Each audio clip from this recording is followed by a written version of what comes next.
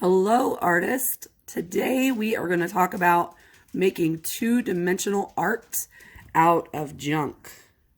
Two-dimensional means flat, so you can see all these images are flat. They have no parts that are sticking up. It does depict some three-dimensional objects, like you can see, for example, that this person looks round, three-dimensional, but the actual paper is flat, two-dimensional. And we're making it from junk. So what you can see here is that I am using pieces of paper that I have cut out and then glued back together. In addition, I have used a little bit of drawing materials to enhance them. So let's take a look at what kind of art supplies you might be using. And guys, this is really good because you're using stuff here that you just have laying around the house. Stuff that comes in the mail that you might normally put in the trash, for example. All right, so let's take a look and see what kind of stuff you might use. What supplies can I use? Ads and catalogs, bags, pictures, and notebooks, folders, maps, boxes, and packages, magazines and newspapers, old papers, old art and junk mail, scrap paper, cards, envelopes, and wrappers, stickers, tickets, fabrics, napkins, odds and ends, and more. So as you can see, there are a ton of different things that you can use to make junk art that you would already have laying around the house. And of course, you can use other things too. Those were just a few suggestions. Now, the other day I was online and one of my art teacher friends, Miss Allums, she suggested using those things and finding a bunch of the images that you like and cutting them out ahead of time, because guys, cutting this stuff out can take a long time, depending on how many pieces you're using. So I started today and last night just cutting out a few images from two different ads that I had, and I found a bunch of pictures that I thought were cool. And I also have a bunch of text that I pulled out. And some of them are larger pieces like these, and then some are smaller like these tiny little guys down here. And now these are already ready for me to make art with, so that when I want to make art, I can just get started instead of having to stop and find things and then cut them out. And so that was a really great tip that I wanted to share with you as well.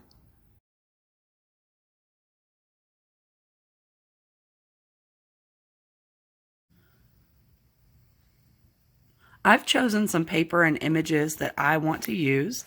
So I have this larger sheet that's a rectangle. I'm actually going to use this as a whole piece. Everything I make is going to get glued on top of it. I chose this though because I like the image of the citrus fruit in the jar and down here as well with the mint. And I also like this green background. I am going to want to cover up the words. I'm not interested in that. You might like words on yours. You have to make that choice. These other pieces you see I cut out a little bit more precisely. That's because those are the pieces I'm going to add. So when you are working and you've chosen all your stuff, before you glue down, one suggestion I would make is to lay your pieces down in different ways and see how you like it the best. And just keep moving them around until you like what you've come up with. So because until they're glued down, of course you can keep making changes.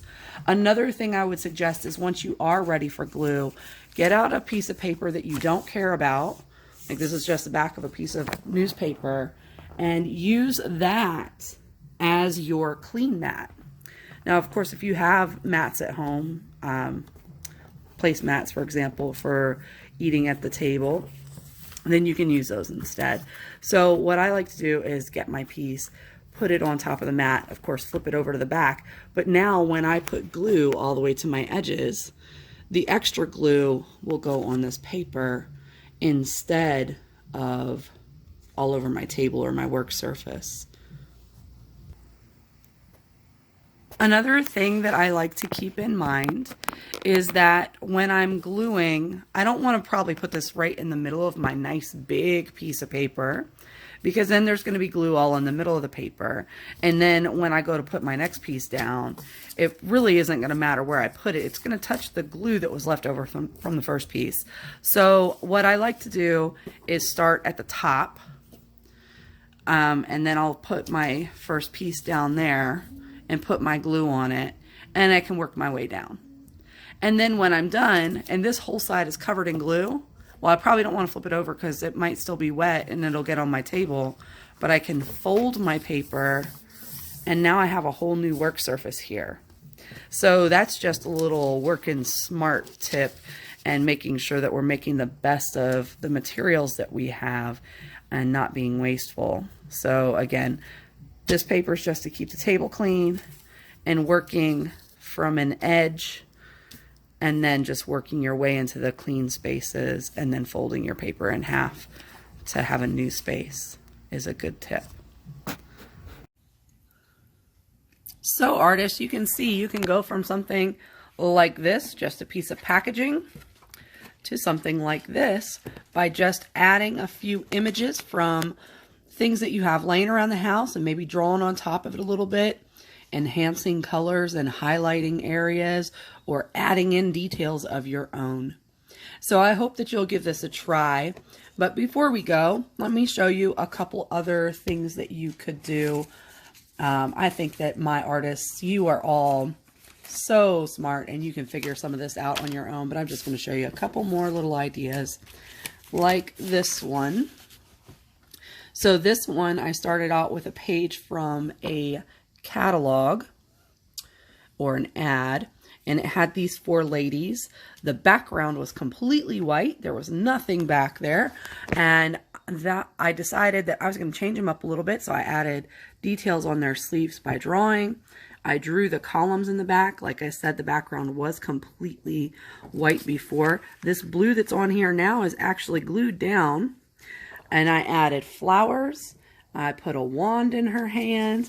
I made ants all over the place, like they're all playing around and dancing because, oh no, there are ants. They were all 4 wearing jeans. I put a skirt on this last lady here. So in this instance, kind of like this one, I started with an image that I liked, and I jazzed it up. With this one, you can see that's not the main subject of my art. I just kind of liked it and added more stuff around it.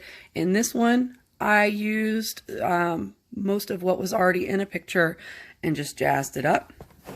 But you don't have to do that. You can also just start with any piece of paper. So I'm showing you the back of one right now. This was a box from food. So this is the crease where it folded, and the other side had print on it. So much like this has print on it and is a piece of a box, this was the same. So on this one, I covered the entire thing up. So all of these images came from somewhere else. And then, of course, there's one other idea. This is what I'm going to do next. I found a picture that I liked, and I was like, well, this is interesting, and it's just the bottom half of all these people. So I'm going to take this picture, and I have this old worksheet. I don't need it. So I'm going to work on the clean side of it, and I'm going to glue this down, and I'm going to complete this picture and decide, well, what do the tops of these people look like? Are they people? Maybe they're monsters. Maybe they're aliens. Maybe they're people on the bottom and animals on top. I don't even know yet. I'm going to figure it out. And then I'm also going to figure out what else is going to fill up all this background space. So I see a wall here, so clearly I'm going to need to add more wall up the side. But what's above that wall? Does the wall go all the way to the top of the page? Does it only go up a little bit? Maybe it's not a building. Maybe it is just a wall, a low wall, like a divider. Is it nighttime? Is it daytime? Are they in the city? Or is there a building here and a park across the street? Are they about to get onto a ship? I don't know. So I'm going to complete this picture by gluing it down and adding more above it. Now there's one other thing that I wanted to talk about, because for this kind of project, for collage,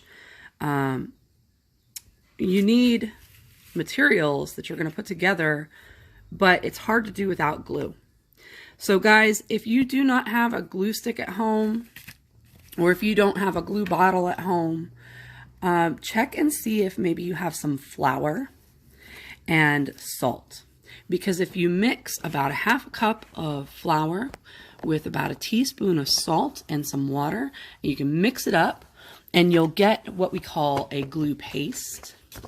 And then you can just put it in a little dish and paint it on. You just add water until this is runny as you want it to be. If you want it thick, you leave it thick. If you want it very liquidy, you can add more water. So don't worry if you don't have glue. That's really all you need is some paper and glue. Of course, writing utensils are nice, but not necessary.